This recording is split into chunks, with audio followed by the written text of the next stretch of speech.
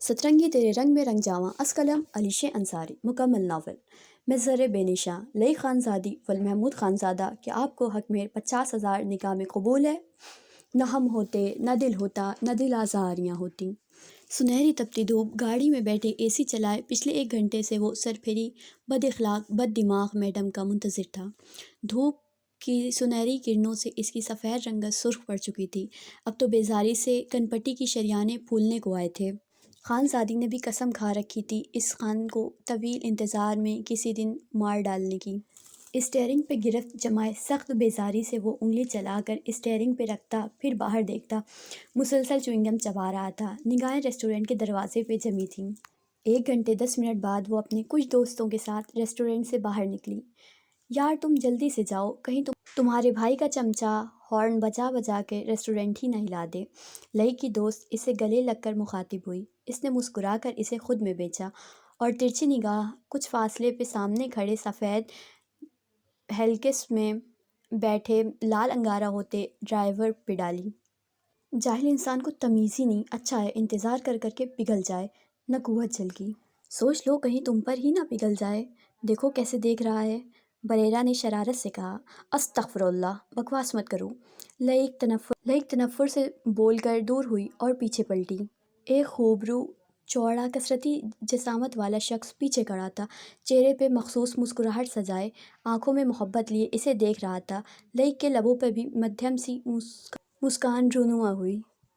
5 minute بعد like گاڑی کا پچھلا دروازہ کھول کر بیٹھ گئی تھی۔ ابھی اپنے گرد پھیلے بال ہی سیٹ کر رہی تھی، گاڑی میں سرد آواز گونجی۔ میڈم صاحب، کیا میکال سر جانتے ہیں آپ کے ان دوستوں کے بارے میں؟ میرا مطلب ان 2 لڑکوں کو امیر باپ کی بگڑی ہوئی اولادیں۔ اگنیشن میں چابی گھماتے ہوئے یوشے نے سوال کیا۔ وہ میکال خانزادے کا قریبی ملازم تھا۔ تقریباً اس کا ہر کام یوشے کے سر ہوتا تھا، تو لئیک کی پک اینڈ ڈراپ سروس یوشے کی ذمہ داری تھی۔ نہیں، اور تم نے بتایا تو منہ نوچ لوں گی۔ وہ نفیس سے کلچ میں سے اپنا موبائل نکال کر بولی۔ ایم کافی عرصے سے یہ سب دیکھ رہا ہے، غلط ہے یہ سب، وہ اپنے عام سے انداز میں بولا۔ اس نے دیکھا تھا آنے سے پہلے لئیک نے اپنے شہریار نامی دوست سے ہاتھ ملایا تھا، اور دونوں کی نگاہوں میں جو محبت کی تپش تھی وہ بھی مخفی نہ تھی۔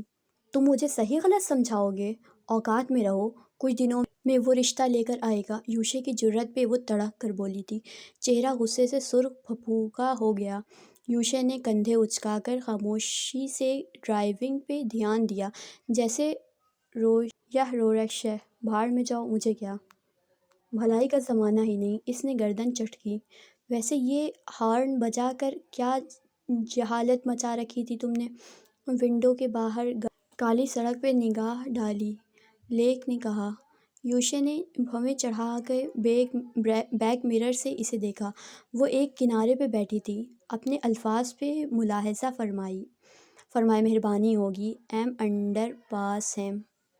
خفیف سے لہجے میں برہمی سے کہا۔ اس کی زبان کبھی پشتو لہجہ اپنا لیتی تو کبھی نہایت شائستگی سے اردو کا استعمال کرتا تھا۔ صرف انٹر پاس؟ وہ دہراتے ہوئے ناگواری سے بولی۔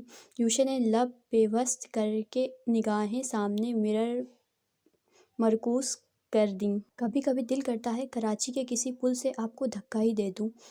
ٹی شرٹ میں سے جھانکتی گلے میں پڑی سلور چین کو اس نے گھما کر کہا۔ تمہارا میرا مذاق ہوتا تو ضرور اس بکواس کا جواب دیتی، اسٹوپڈ۔ پھر بس سارا راستہ خاموشی رہی۔ حویلی کی حدود میں گاڑی لا کر پارک کی۔ لئیک گاڑی سے اتری۔ یوشے نے گاڑی کا شیشہ اتار کے چہرہ باہر نکالا۔ شام میں آپ کو ڈینٹل کلینک جانا تھا، سر نے مجھ سے کہا ہے کہ میں لے جاؤں۔ 7 بجے تیار رہیے گا۔